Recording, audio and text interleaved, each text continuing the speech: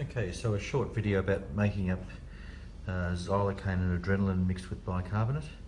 So we have our xylocaine and adrenaline, and we check our expiry date, of course. So we're in 12/2018. We also have our sodium bicarbonate, again with the expiry date on the side. Removing the cap from the sodium bicarbonate. And then also with our xylocaine adrenaline, spinning it down so it's out of the glass tube, noting the little blue dot that goes away from us as we snap the top off. The sharp pieces, of course, going into the sharp spin. We then draw up 0.5 mils of xylocaine and adrenaline. So we're getting a 3 ml syringe. Taking the syringe out, on the end of that placing a 21 gauge needle.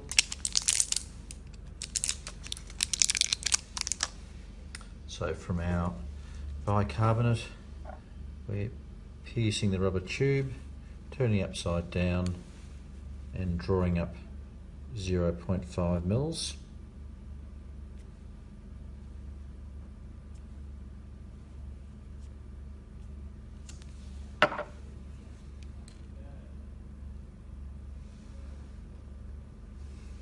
So 0.5 mils of bicarbonate into the syringe, inserting that into the vial, squeezing it in, and using the syringe to draw that up and down to mix it.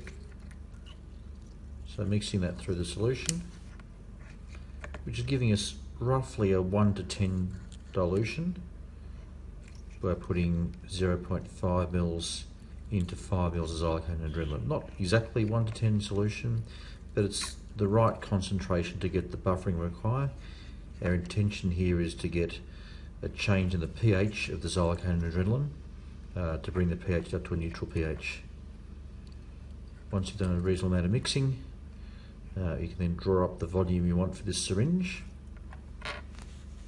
taking off the 21 gauge needle and discarding that into the sharp spin. Taking a 25 gauge needle and placing that on like so. So we now have our solution ready for drawing up further samples. Taking a 1 ml diabetic syringe, opening those up.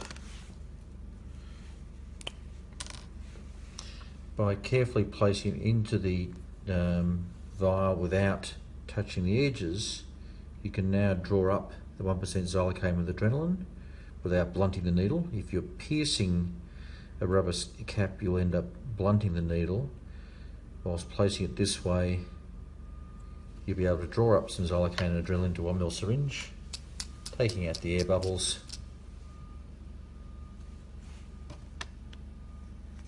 We then have our pre-drawn solutions, and so you can then draw up the rest of the vial of xylocaine and adrenaline which has been buffered to the volumes that you need for your day's work. Whether that be a lot of biopsies during the day, you might decide to drop a lot of 1 ml syringes.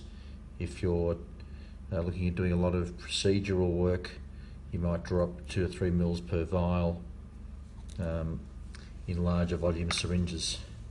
I find a lot of my procedures I can do with 1 to 2 mils of xylocaine and adrenaline. So I tend to be drawing up using a 3 ml syringe and then placing the 25 gauge needle on top.